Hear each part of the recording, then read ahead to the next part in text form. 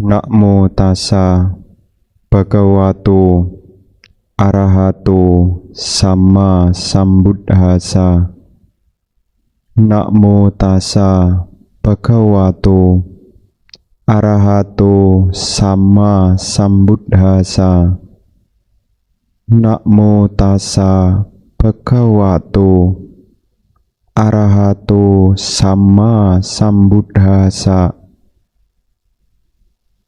Punangce puriso kayira, kayira tenang punyang punang, tamhi candang kayirata, suko punasa ucayo ti. Apabila seseorang berbuat baik, hendaknya ia mengulangi perbuatan baik itu dan bergembira atas perbuatan baik. Sungguh membahagiakan akibat dari perbuatan baik. Para Bapak, Ibu, saudara-saudari sekalian, selamat pagi. Terpujilah Sang Buddha, Namo Buddhaya.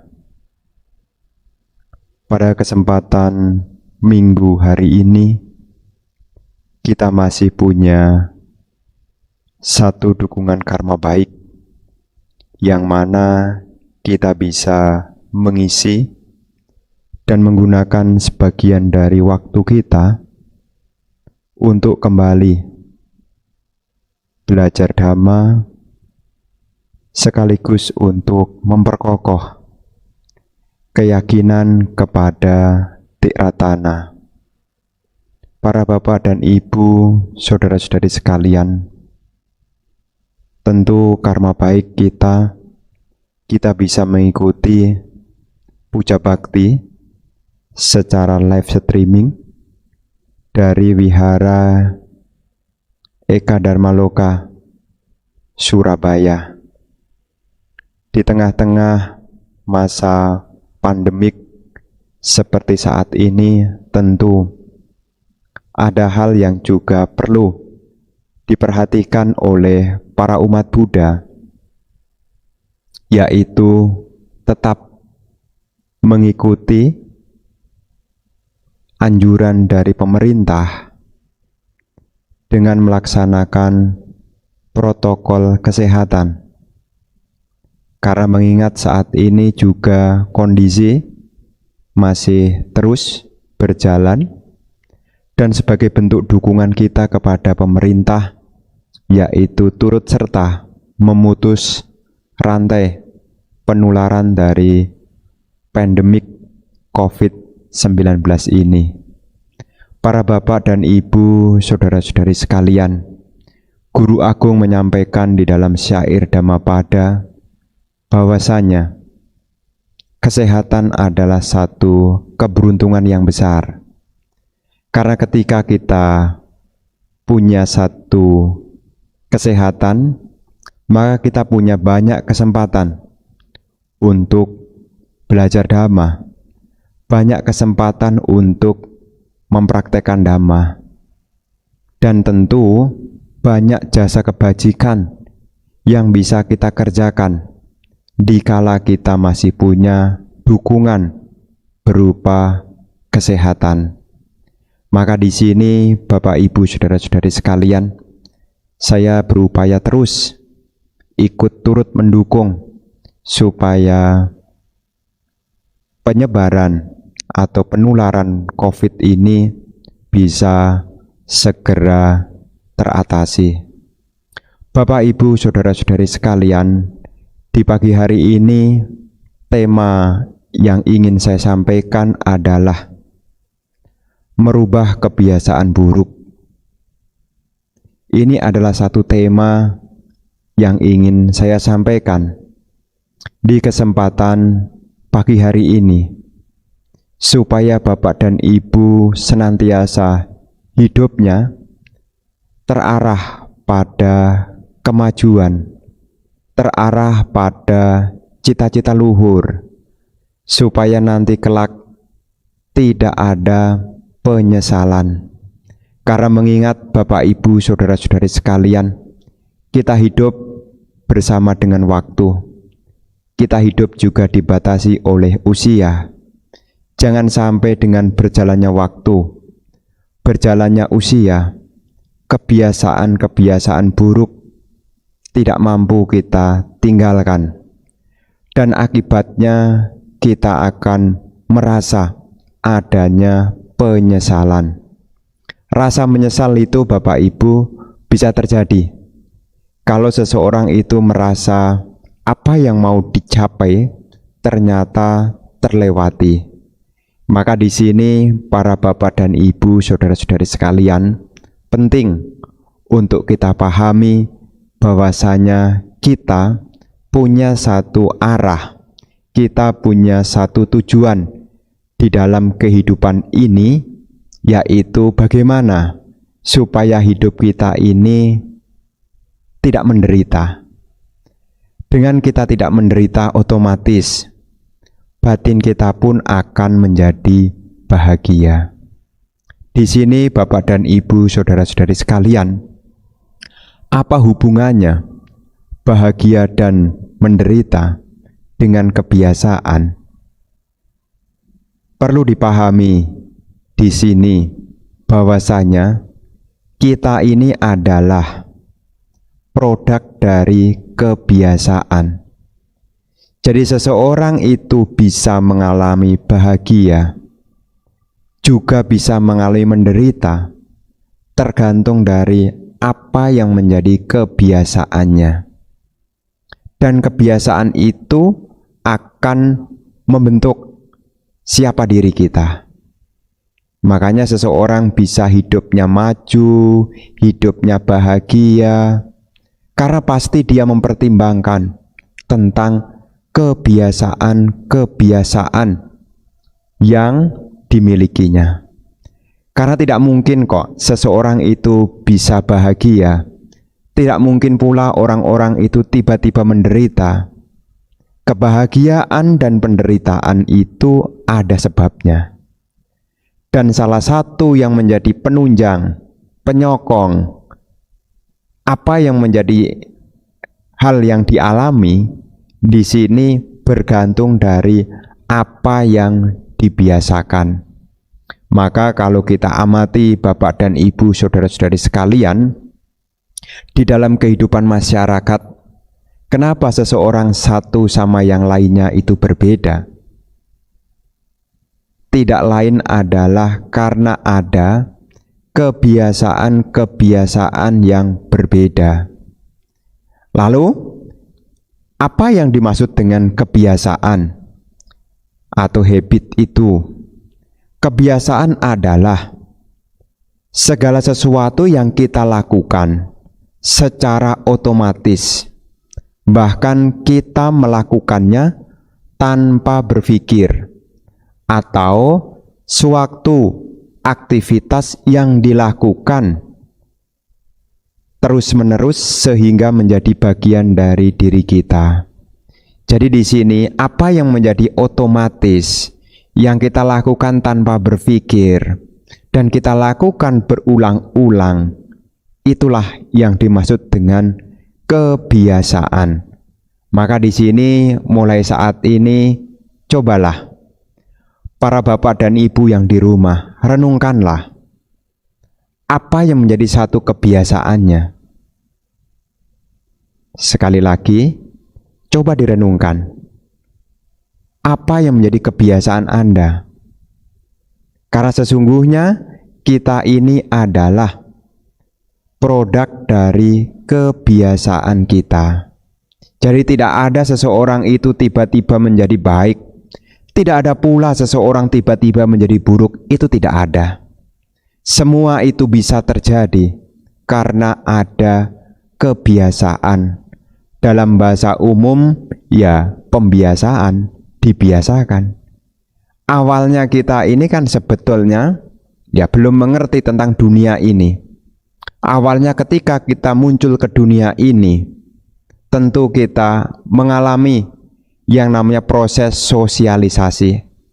Proses sosialisasi ini adalah proses pengenalan, mempersepsikan akan dunia.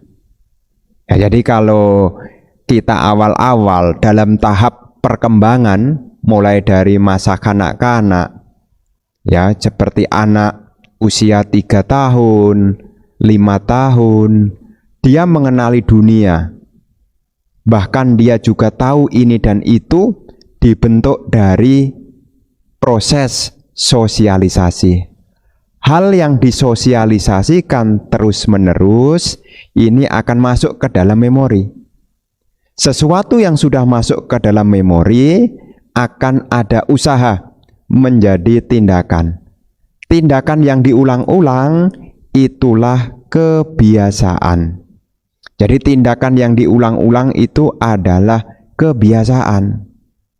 Maka Bapak dan Ibu bisa kembali bisa kembali merenungkan apa yang seringkali Anda ulang-ulang, itulah diri kita.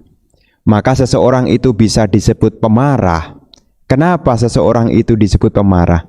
Karena dia seringkali mengulang tindakan marah-marah.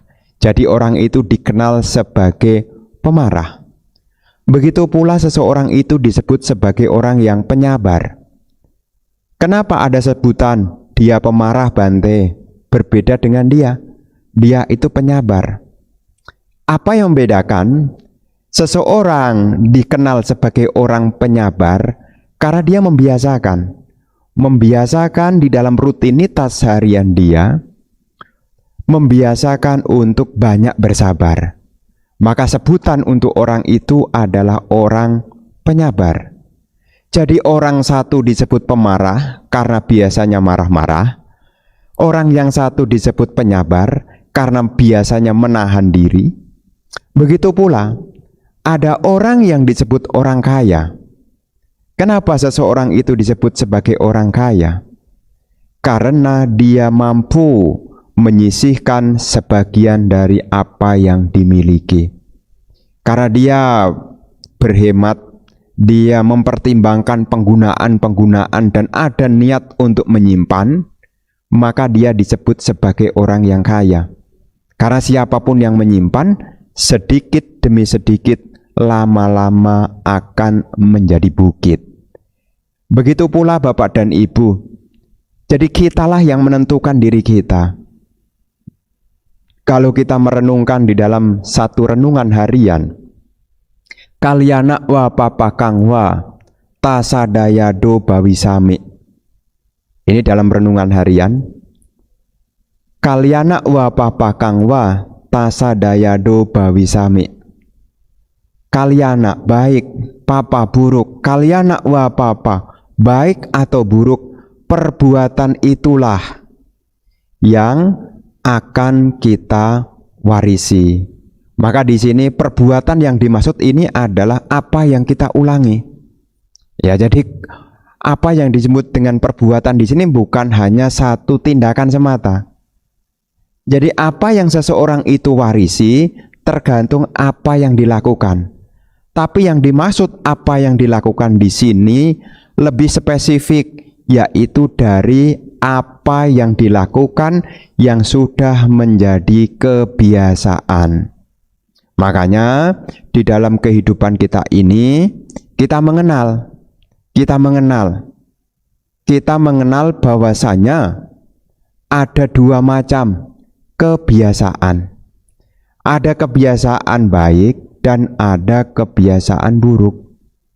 Namun sebelum kita tahu bagaimana kebiasaan kita, baik atau buruk, Bapak dan Ibu yang ada di rumah, coba direnungkan. Coba dilihat ke dalam diri masing-masing. Apa yang dilakukan? Seperti halnya, ini contoh yang sederhana ya. Contoh yang sederhana. Apa yang Bapak Ibu lakukan setelah bangun tidur? Apa yang Bapak Ibu lakukan setelah bangun tidur? Ya, ini nanti dijawab di dalam hati saja. Dan itu akan menjadi satu kebiasaan. Ada beberapa orang yang bercerita, Bante, memang saat ini saya punya kemelekatan cukup tinggi terhadap handphone. Jadi ketika saya bangun tidur, yang saya perhatikan, yang saya cari adalah di mana handphone saya. Maka ketika dia bangun, sudah menjadi satu kebiasaan, yaitu bangun mencari handphone. Ya tentu di sini bukan masalah betul atau salah ya, karena di dalam handphone zaman sekarang ini juga ada hal-hal yang penting. Tapi ini adalah satu contoh. Ternyata kita ini juga punya satu kebiasaan. Tidak perlu diingatkan, otomatis. Bangun tidur, apa yang kita lakukan? Ini akan jadi otomatis. Ini bukan hanya sekali, bukan hanya 1 hari, 2 hari, bukan. Ini bahkan ya bisa 1 bulan, 2 bulan, polanya sama. Jadi kalau bangun tidur, ya yang dicari handphone misalnya. Ini adalah salah satu pola yang sudah terbentuk jadi kebiasaan. Kalau tiba-tiba bangun tidur handphonenya hilang misalnya, ya ini ada sesuatu yang tidak nyaman. Begitu pula kalau kita menunggu di tempat umum, apa yang kita lakukan? Ini diri kita sebetulnya. Ini adalah cara untuk kita mengenali diri kita. Saat kita bangun tidur, apa yang kita lakukan? Ini tidak usah dipikirkan, namanya kebiasaan itu tidak pakai mikir. Saat Anda menunggu, apa yang Anda lakukan? Ini tidak pakai mikir. Apakah nyalakan rokok? Apakah buka handphone? Ataukah malah menelpon di saat menunggu? Termasuk juga kalau bapak dan ibu dalam kondisi stres, tertekan, apa yang dilakukan? Mencari solusi atau mengeluh? Ada beberapa orang, ya jadi ini adalah salah satu contoh. Ada beberapa orang, kalau ada masalah, yang terpikir pertama kali adalah masalahnya. Jadi kalau ada masalah, yang terpikir pertama kali adalah keluh kesahnya, bukan mencari bagaimana solusinya. Ya ini satu sama yang lainnya ya tidak sama. Kenapa tidak sama? Karena satu sama yang lainnya sudah punya pola atau kebiasaan yang diulang-ulang. Jadi seringkali orang bisa mengatakan, ya kalau ketemu masalah yuk cari solusinya, jangan mengeluh, jangan menyalahkan. Perlu diingat ya Bapak Ibu, tidak semua orang ini sama, karena kebiasaannya juga berbeda. Jadi satu sama yang lainnya ini berbeda. Ketika stres, ada yang baca parita, ada yang meditasi. Ketika stres, ada yang pergi ke minum-minuman keras. Kok bisa narik ke sana? Ini semua dibentuk dari kebiasaan. Jadi satu sama yang lain, seseorang ini punya satu pola, satu kebiasaan yang memang tidak sama. Nah, begitu pula kalau kita gagal. Apa yang kita lakukan kalau kita gagal? Ini adalah satu pertanyaan-pertanyaan contoh sehubungan dengan apa yang sudah menjadi kebiasaan kita. Maka di sini ketika kita melihat seseorang ada yang sukses, ada yang gagal, maka sebetulnya kecenderungan yang bisa kita kenali adalah apa yang menjadi kebiasaannya dan mindset. Mindset itu pola pikirnya.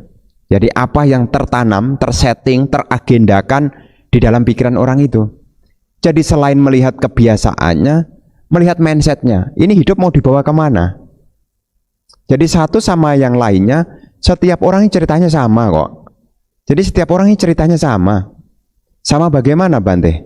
Setiap orang juga mengalami lika-liku yang sama. Kadang-kadang menerima untung, kadang-kadang menerima rugi, kadang-kadang dipuji, kadang-kadang dicela, kadang-kadang dikenal, kadang-kadang tidak dikenal. Tetapi respon satu sama yang lain di sini tidak senantiasa sama. Apa yang buat kok beda? Kembali, yaitu kebiasaan. Ya, jadi di sini Bapak dan Ibu perlu mengenali ya apa itu kebiasaan Anda. Karena kita ini bisa bahagia, tergantung dari kebiasaan kita. Kalau kita tambah hari kok tambah menderita, kembali apa yang menjadi kebiasaan kita. Jadi dalam kehidupan kita ini tidak ada, ya pokoknya jalani aja hidup. Kalau memang sudah digariskan yang harus dilalui. Tapi di sini di dalam ajaran Sang Buddha kita mengenal tentang hukum perbuatan. Di sini sifatnya adalah aktif. Ya, sifatnya adalah aktif, bukan pasif. Jadi kalau Bapak dan Ibu, saudara-saudari sekalian, nanti menjalani hidup ada hal yang tidak menyenangkan, ada hal yang tidak diharapkan, maka di sini Bapak dan Ibu, saudara-saudari sekalian bisa kembali apa? Memastikan apa yang menjadi kebiasaannya. Jadi seseorang ini punya hak di dalam kehidupan untuk menentukan. Bukan hanya hidup ini hanya menjalani, kalau lagi seneng ya seneng, kalau lagi susah ya susah. Kan tentu tidak begitu. Dalam pengertian Dhamma, ketika kita mengalami hal yang tidak menyenangkan, maka kita seyogyanya membuat satu kebiasaan yang baik. Ya, jadi kalau kita kondisinya kurang membahagiakan, buatlah satu kebiasaan yang baik. Karena tidak mungkin kok, hari ini menyedihkan itu tidak mungkin tiba-tiba kok. Ya, jadi ada ceritanya, ada sebab-sebabnya. Ya, jadi jangan biasakan hal buruk masuk di dalam diri kita. Maka Guru Agung juga menyampaikan di dalam syair Dhammapada 117, ya. Ini dalam syair Dhammapada 117, Pipang ce puriso kayira, natang kayira punang-punang, nak tamhi candang kayira tak, duko papasa ucayo. Apabila seseorang berbuat jahat, hendaklah ia tidak mengulangi perbuatannya itu. Dan jangan merasa senang dengan perbuatan itu. Sungguh menyakitkan akibat dari memupuk perbuatan jahat. Jadi di sini perlu kita ketahui. Jadi kalau saat ini kita tidak bahagia, kita tidak tenang, berarti di sini ada kebiasaan yang buruk yang kita lakukan. Maka di sini Guru Agung menyampaikan, kalau saat ini kita menderita akibat dari perbuatan buruk, karena penderitaan itu juga salah satunya muncul dari akibat perbuatan buruk, maka segeralah untuk merubah. Ketika berbuat buruk, janganlah mengulangi. Dan jangan merasa gembira atas perbuatan buruk itu. Di sini juga Guru Agung Sang Buddha menyampaikan dalam Dhammapada juga. Tadi kan 117. Ini yang berikutnya 118.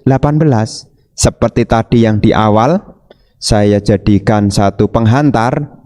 Punang ce puriso kayira, kayira tenang punang-punang. Tamhi candang kayirata suko punasa ucayo. Apabila seseorang berbuat bajik, hendaklah ia mengulangi perbuatan itu dan bergembira dengan perbuatan itu. Sungguh membahagiakan akibat dari memupuk perbuatan bajik. Nah, di sini satu hal yang Guru Agung sampaikan kepada kita semua, bahwasanya ingatlah, kita ini dibentuk dari kebiasaan. Jadi kalau para bapak dan ibu di dalam kondisi rumah tangga ada hambatan-hambatan, maka seperti pesan Guru Agung Sang Buddha, lakukanlah hal yang baik dan ulangilah hal yang baik. Ya, ulangilah hal yang baik dan bergembira atas hal yang baik itu. Jadi di sini jangan sampai para bapak dan ibu menyesal ketika sudah melakukan perbuatan-perbuatan yang baik. Jadi jangan sampai menyesal. Karena memang dalam kehidupan kita ya memang kita ini ya memang seperti itu adanya. Ya, kadang-kadang kita terbalik. Ya, kalau diajak belajar hal yang baik seperti belajar mencari pengetahuan, mencari keterampilan, membaca, begitu ya, berdiskusi hal-hal yang menunjang untuk kemajuan. Kadang hal-hal itu kita anggap ya cuma sebelah mata. Kita anggap itu tidak ada guna. Tapi sesungguhnya kalau bapak dan ibu yang ada di rumah punya kebiasaan gemar membaca, akan membuka pengetahuan, mencari informasi untuk meningkatkan keterampilan, ini adalah hal yang baik. Jangan sampai bapak dan ibu merasa waktunya terbuang-buang. Ya, karena hal yang baik ini kadangkala memang perlu diusahakan. Ya, hal yang baik ini kadang-kadang perlu diusahakan. Ya, seringkali kita harus perang batin dulu. Kalau tidak perang batin ya kita kalah. Karena untuk mempraktekkan hal yang baik ini godaannya itu banyak. Kalau dalam bahasa kemarin yang pernah kita bahas itu ya, untuk mempraktekkan hal yang baik itu marah yang goda-goda itu, yang merintangi itu ada saja. Berbeda dengan hal yang buruk. Hal yang buruk itu ya mudah sekali untuk dilakukan. Maka di sini sebagai orang yang berkesadaran, sebagai orang yang berkeyakinan, yang punya arah dan tujuan mau kemana, seyogyanya sudah membentuk satu kebiasaan yang baik. Ya, saya tanya kepada bapak dan ibu, marah-marah itu baik atau buruk? Ya, saya tanya kepada bapak ibu, marah-marah baik atau buruk? Kalau marah itu wajar, namanya orang hidup masih ada kemarahan. Tapi marah-marah baik atau buruk? Nah, ini direnungkan. Kalau kecewa itu wajar, tapi kalau membiarkan dirinya kecewa berlarut-larut, baik atau buruk? Nah, ini perlu dikenali nih. Ya, termasuk ya benci. Benci itu wajar, namanya orang hidup masih ada kebencian, tapi benci yang berlarut-larut itu baik atau buruk? Nah, di sini perlu pemahaman.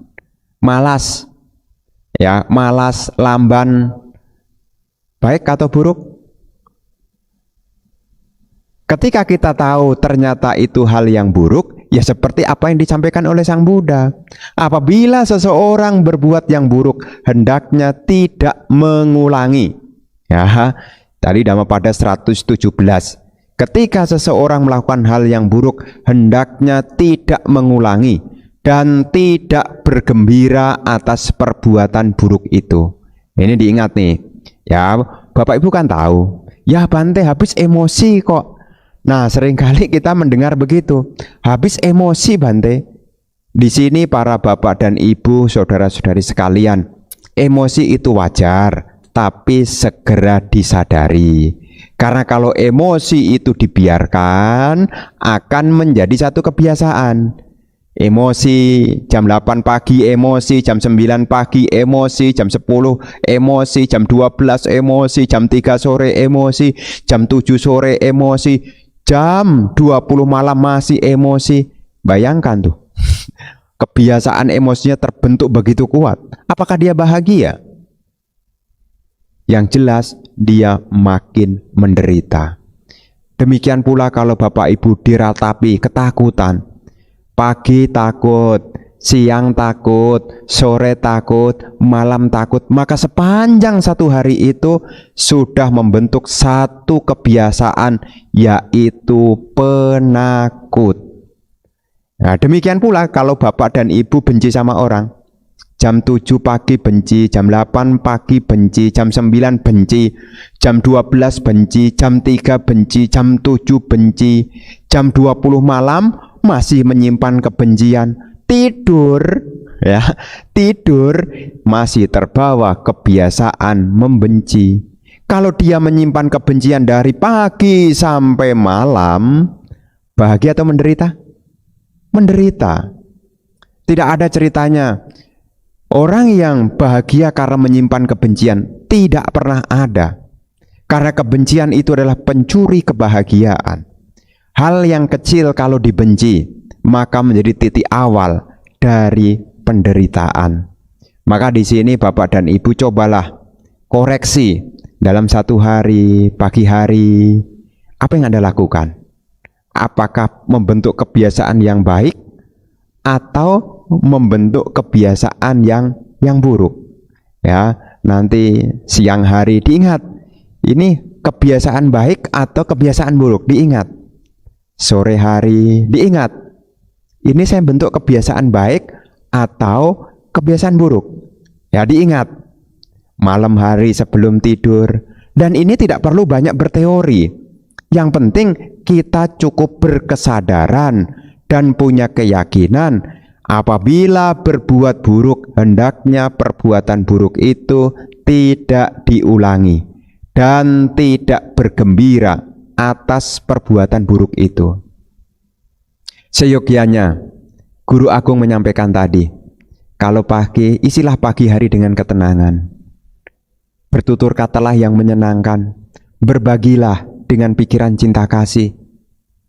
Ketika pagi hari diisi dengan pikiran yang demikian, 7 pagi pikirannya demikian, 9 pagi pikirannya demikian, 12 siang pikirannya demikian, sore hari pikirannya demikian, pikiran yang diliputi kesabaran, ketenangan, kemurah hatian, cinta kasih, berbagi, maka hari itu akan membentuk hari yang baik, hari yang terbentuk dari kebiasaan yang baik.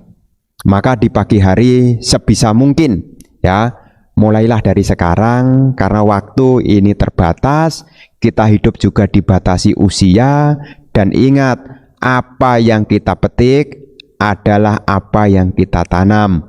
Baik atau buruk, itulah yang akan kita warisi.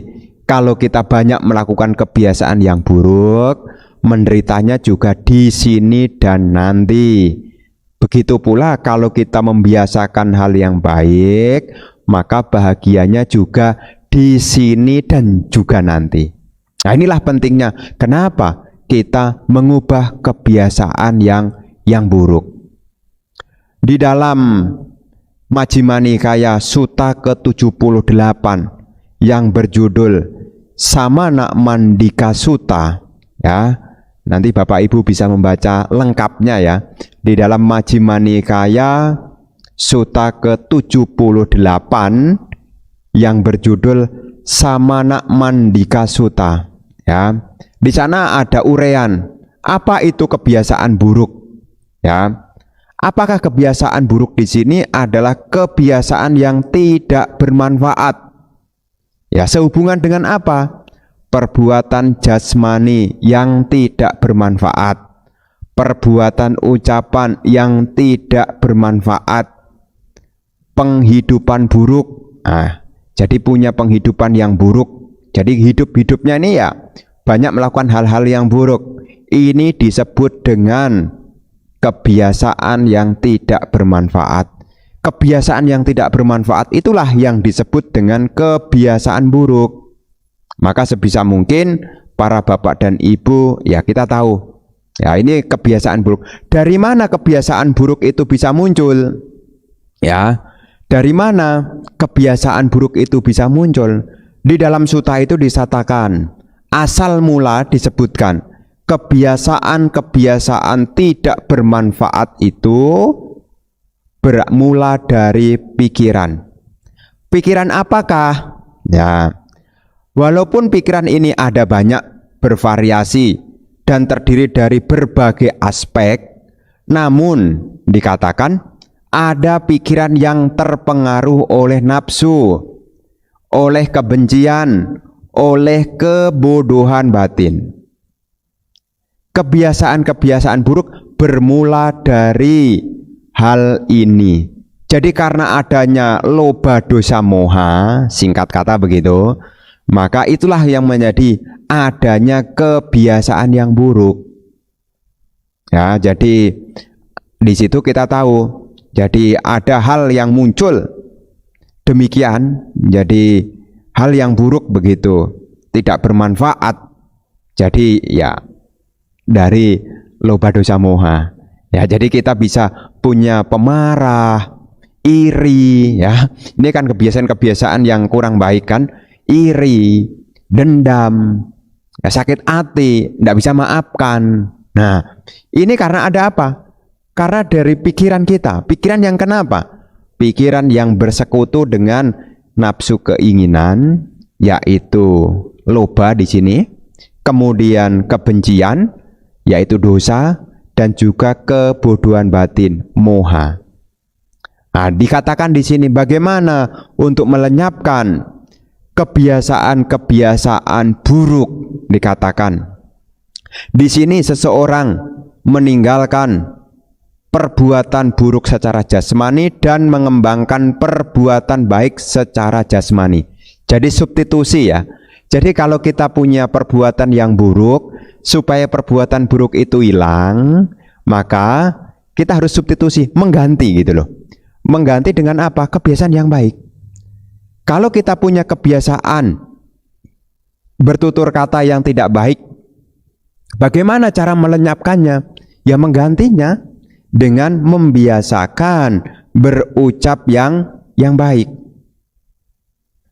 Dan ketika punya perbuatan salah dalam pikiran, jadi seperti pikiran iri ya, bawaannya negatif thinking, gampang emosian, maka saat itu semestinya harus disubstitusi, diganti dengan ya belajar untuk memaafkan. Namanya orang hidup ini tidak ada yang sempurna, satu sama yang lainnya juga tidak sama. Pemahaman-pemahaman ini tidak lain untuk mengganti pikiran-pikiran yang buruk. Begitu pula kalau seseorang punya penghidupan yang salah, maka supaya menggantinya ya carilah penghidupan yang benar. Nah, ini Guru Agung sampaikan di dalam suta tersebut. Jadi kalau seseorang punya kebiasaan yang buruk, cara melenyapkannya yaitu dengan menggantinya dengan hal-hal yang baik. Kalau kita tidak bisa meninggalkan hal yang buruk, maka tidak mungkin Guru Agung ini mengajarkan dhamma kepada kita. Tidak mungkin Guru Agung memberikan satu inspirasi supaya kita berkeyakinan bahwasanya kebiasaan buruk ini juga bisa ditinggalkan. Para bapak dan ibu, saudara-saudari sekalian, di sini kebiasaan-kebiasaan ini bisa kita menggantinya ya. Jadi buruk bisa digantikan yang baik. Jadi apakah dari ucapan maupun dari badan jasmani bahkan pikiran, ini bisa digantikan, ada jalannya. Apa jalannya? Dibutuhkan usaha yang benar. Usaha yang benar ini adalah sama wayama. Di sini ada usaha membangkitkan, ada kemauan untuk tidak memunculkan kondisi-kondisi buruk yang tidak bermanfaat, yang belum muncul. Jadi jangan sampai dikondisikan yang buruk-buruk itu muncul. Ia berusaha membangkitkan, mengarahkan perhatiannya dengan penuh seksama. Begitu pula ia membangkitkan kemauan. Jadi tadi membangkitkan yang pertama itu membangkitkan kemauan untuk tidak memunculkan hal yang buruk.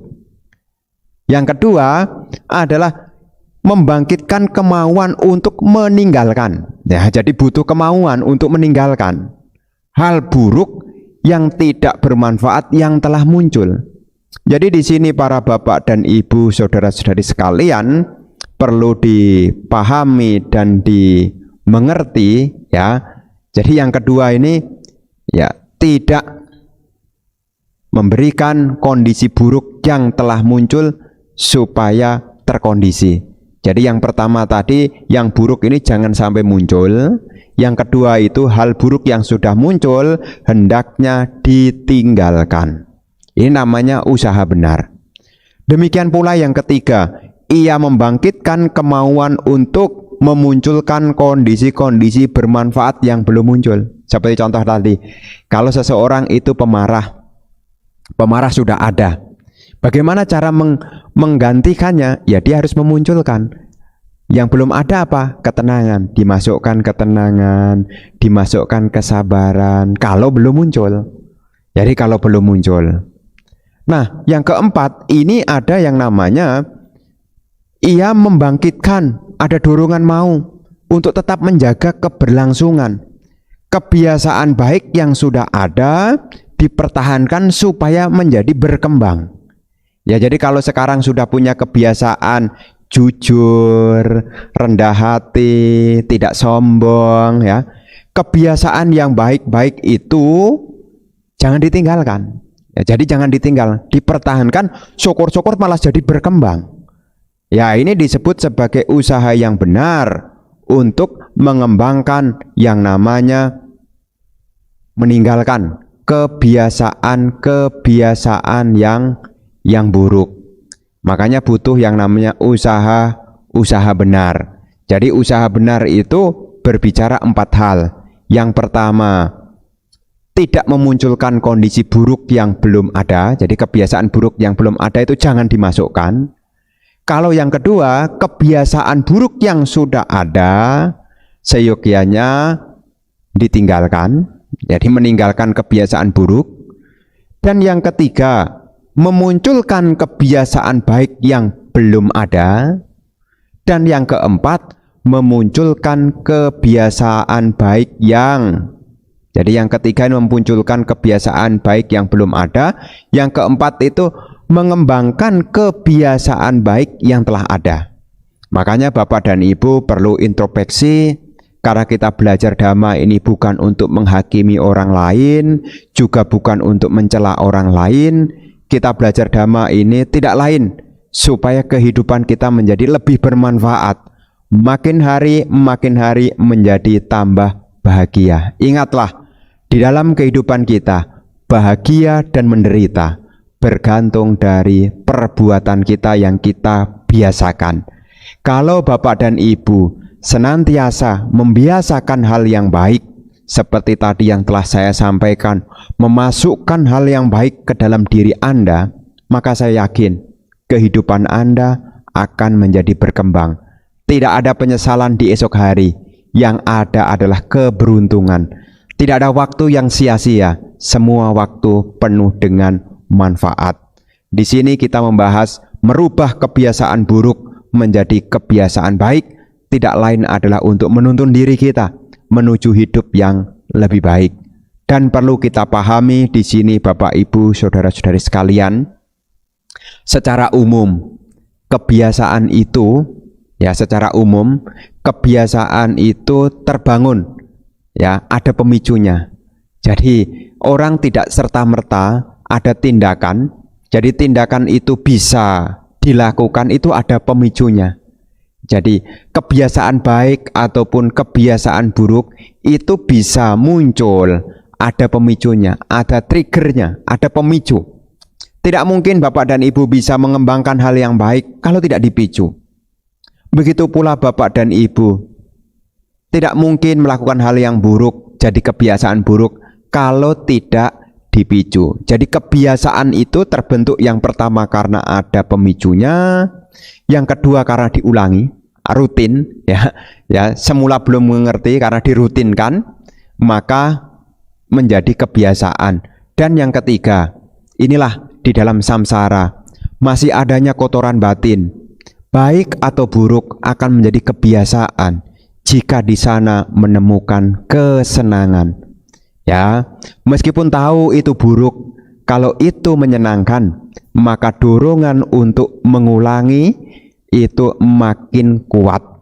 Ya, jadi kalau seseorang sudah menemukan rasa senang pada hal yang buruk, maka amat sulit. Maka segeralah menggantikannya dengan menemukan yaitu kebiasaan baik yang menyenangkan.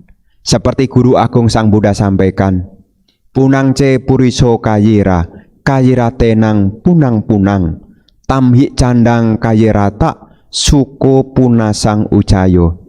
Ketika seseorang berbuat baik, hendaknya dia mengulangi perbuatan baik itu dan bergembira. Ini kata kuncinya, gembira. Karena orang itu sangat emosi sekali Kalau seneng ya dilakukan, kalau tidak seneng ya tidak dilakukan. Dan di sini juga butuh pengertian. Setelah bergembira dia punya keyakinan sungguh membahagiakan akibat memupuk perbuatan yang baik. Jadi perlu diketahui kita punya kebiasaan buruk ataupun baik itu ada pemicunya. Makin diulang maka makin kuat. Apalagi itu menimbulkan rasa senang. Ya, jadi kalau menimbulkan rasa senang, maka dorongan untuk mengulangi akan semakin kuat. Ya, sebisa mungkin bergembiralah di dalam kebajikan. Jangan sampai terbalik, bergembira malah di dalam keburukan. Ya, inilah yang perlu saya sampaikan di kesempatan Minggu hari ini. Semoga apa yang saya sampaikan bisa Bapak Ibu pahami, sehingga Bapak Ibu mampu mengubah kebiasaan buruknya menjadi kebiasaan yang baik. Kalau pagi hari diisi hal yang baik, siang hari dibiasakan diisi hal yang baik, sore hari diisi dengan kebiasaan yang baik, malam hari juga diisi dengan kebiasaan yang baik, maka saya yakin kebahagiaan akan menyertai Bapak Ibu Saudara sekalian. Inilah yang perlu saya sampaikan di minggu hari ini. Sekali lagi saya mengucapkan terima kasih atas kesempatan yang telah diberikan untuk mengisi di Wihara Ekadama Loka Surabaya di dalam puja bakti hari Minggu tanggal 6 September 2020. Semoga dengan kekuatan keyakinan dan kebajikan Bapak Ibu senantiasa maju di dalam dhamma dan juga maju di dalam usaha hingga akhirnya tercapai apa yang dicita-citakan. Semoga para makhluk, para dewa yang ada di sekitar kita, semoga mereka juga turut berbahagia. Sekali lagi, tetap menjaga kesehatan dan tetap mematuhi protokol kesehatan. Sekian, terima kasih.